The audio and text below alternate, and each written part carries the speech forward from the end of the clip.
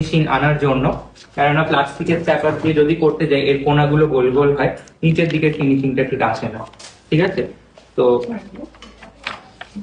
Touch করবে, খুব বেশি প্রেসার দেবে না, হালকা প্রেস করবে, যাতে এই ক্রিমটা স্মুথ হওয়ার জন্য যতটুকু প্রেসার প্রয়োজন, এটা তোমরা হাতে কলমে করলে এই প্রেসার গুলো আস্তে আস্তে করে বুঝতে বা আইডিয়া ক্রিয়েট হবে।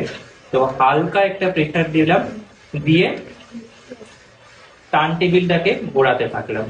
এইভাবে 10-12 বার টার্ন টেবিলটাকে ঘোরালে দেখবে সাইডের ফিনিশিংটা স্মুথ হয়ে গেছে।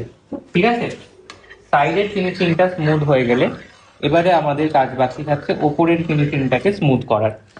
সেটা এদিক ওদিক যাতে নড়াচড়া না করে ডেলিভারির টাইমে, তার জন্য আমরা একটু ক্রিম লাগিয়ে নিই বেসের উপরে। এইভাবে তুলবে, বেসের উপরে হালকা করে টেনে বের করে নেবে। এই ডল কেক গুলো হয় ডিজাইন করে, বাট আমি সবসময় নিজের ইমাজিনেশনটাকে কাজে লাগে। তোমাদেরকেও সেটা বলি যে কেকটা একটা আর্টের জিনিস, নিজের ইমাজিনেশন কাজে লাগিয়ে যে কোনো থিম আমরা বানাতে পারি।